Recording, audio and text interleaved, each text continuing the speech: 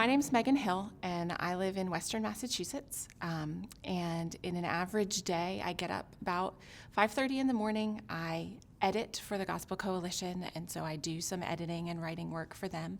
And then my children get up about 6:30, and then it's the usual mom kind of things, taking them to school and feeding them and getting their lunches packed and all of those things. And then a lot of my day does involve the local church. My husband is a pastor of a small local church there, and so whether it's a women's Bible study or talking to women, getting together with them, or the evening activities of the church, and then of course my children and their homework and their baseball practices, and we also have a 1-year-old, and so she's busy going out on the front porch to look at the neighbors' dogs, and then we always have family worship in the evening as a family and study the Bible and pray and together before everyone goes to bed, and then my husband and I finish off by collapsing on the couch and waiting it out until it's a respectable adult hour to go to bed.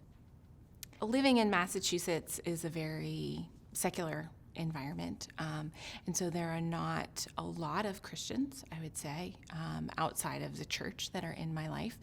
And so a lot of my interactions and my relationship building with people are either my neighbors who live immediately near me and just, speaking to them as we go to the mailbox and as we have, whatever, something happens in the neighborhood, and talking to people about that.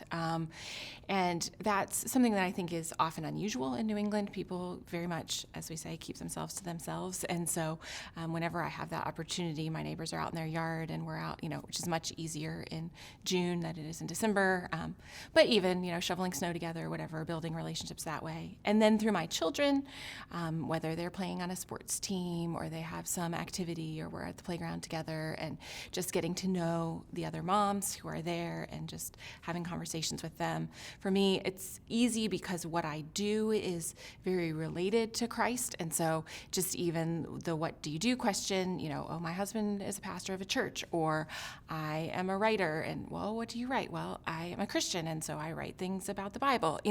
That often opens up conversations, and people will say to me, oh, I know a Christian. My grandmother's friend was a Christian, So I feel like a lot of my time sharing the gospel is just sort of exploring this idea of what is a Christian. And a lot of the people that I meet in my life don't really know what a Christian is, or they have some vague idea of spirituality. They know somebody who is spiritual, but they don't really know what that means, or it doesn't really have an impact on their life. And so a lot of my interactions with people is just sort of saying, these questions are important, and spirituality is an important thing to think about, and the Bible makes some pretty significant claims, and so it's important to examine that and to see what you think. So, for example, on a recent flight, I was next to a Yale student living in Massachusetts. We share an airport, so he was a Yale graduate student, and we were just talking, and so I said to him, do you know any Christians? And he said, yeah, he said, my supervisor is a Muslim and my coworker is a Mormon.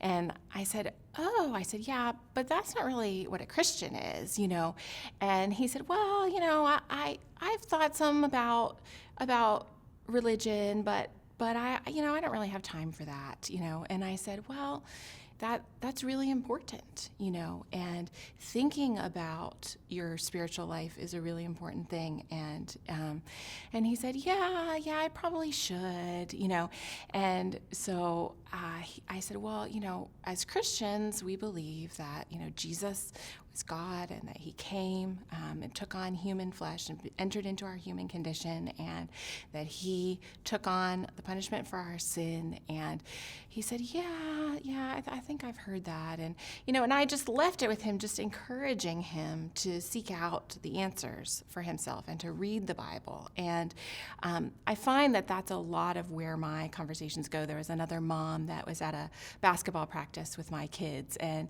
she said, I started to read the Bible one time, but then I kind of got, it just didn't seem that important to me. And I said, it's pretty important, and it's worth reading. And, start with the Gospel of John, and it's worth reading and finding out who Jesus was. And I'd be happy to, if you read it and have questions, I'd be happy to answer them. ultimately we come down to who was Jesus, and that this is an important question for people to be examining, and it's important for them to find an answer to that question.